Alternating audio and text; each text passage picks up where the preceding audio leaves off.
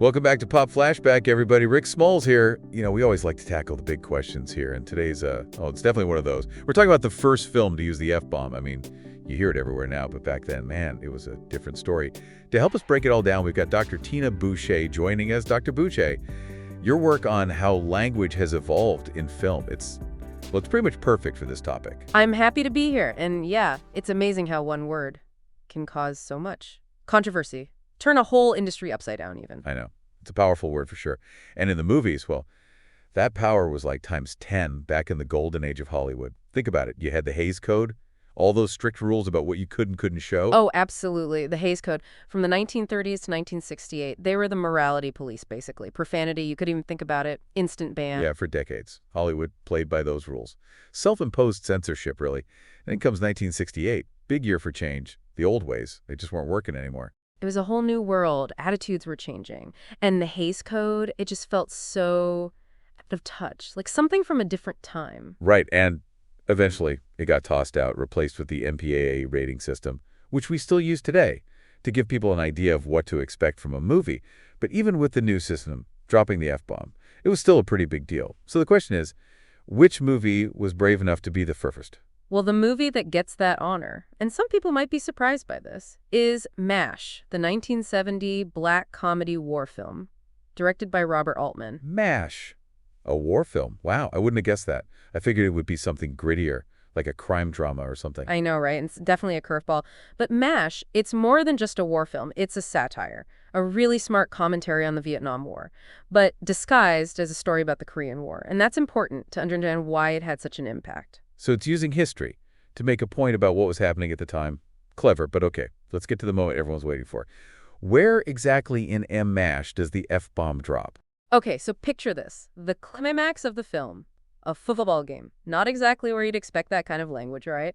And the line comes from, well, the most unlikely character, Walt, Painless Pole, Waldowski, the dentist. The dentist in a war movie. All right, you got to tell me. What does he say? He says, and I quote, "All right, bud, your head is coming right off." Wow. Can you imagine being in the theater in 1970, hearing that? People must have lost it. It was a huge deal. You have to understand, that one word, in that context, it was like a cultural earthquake. This word that had always been hidden away, suddenly it's right there in a mainstream movie. Yeah, and it's not like MASH was some tiny indie film. That was a major Hollywood production. Absolutely. MASH was a smash hit, critically acclaimed, box office success. It even won the Palme d'Or at Cannes, and an Oscar for Best Adapted Screenplay. So it wasn't just controversial. It was a damn good movie. Exactly. MASH proved that you could push the envelope and still be successful. In fact, it spawned a hugely popular TV series that ran for 11 seasons. It really cemented its place in pop culture. And speaking of legacy, I think it's time we talked about the man behind it all, Robert Altman.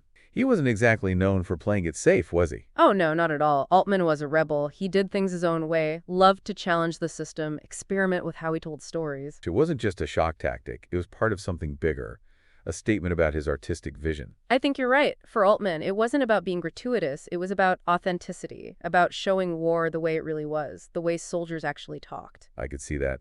Using language to create a more realistic portrait of the characters and their experiences. And it definitely worked. That one word in that one scene changed cinema forever. Now, before we get too deep into the cultural context of MASH, I'm curious to hear from you guys, our listeners. What other films from that era do you think really pushed the boundaries of language? Let us know in the comments below. We'd love to hear your thoughts. You know, it really is amazing how much one word can get people talking.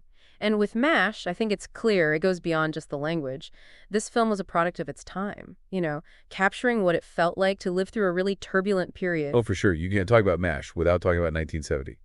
The Vietnam War, protests. A lot of people were feeling disillusioned. Right. Even though it was set during the Korean War, it was really about Vietnam, about that anti-establishment feeling, questioning authority, which was huge back then. So Altman was using history, almost like a disguise, to sneak in a critique of the present, kind of a coded message for audiences who were fed up with the war and how the government was handling it. Exactly. And people really connected with that. Don't forget, this was a time when audiences wanted to see movies that reflected their lives, their fears, their frustrations. And MASH gave them that. And it wasn't just the anti-war message, it was the characters too, these flawed but relatable people trying to find humanity and humor. In the middle of all this chaos, they weren't like your typical war heroes. Right, they were complex, cynical even, but ultimately human. Yeah, like Hawkeye and Duke, those surgeons, always cracking jokes. They really became symbols of that anti-establishment spirit, They did, rebelling against the system. finding comfort in humor and friendship. It was their way of coping, surviving. And then you have Hot Lips Coulihan, the nurse who follows all the rules. Margaret, yes. Right, Margaret. She's kind of the opposite at first. But even she changes over the course of the film. Oh, absolutely. She's forced to confront the realities of war. The human cost. Exactly. And it makes her question everything. It's a really interesting character arc. It is. And it shows how MASH could explore these really complex themes, even within these seemingly stereotypical roles. And we can't forget Radar O'Reilly. Almost psychic. Right? Like he always knows what's going to happen. He's the heart of the unit. Surrounding them in all the craziness. It's interesting. All these characters, in their own way, they're just trying to find some normalcy, some sanity, in a situation that's anything but normal.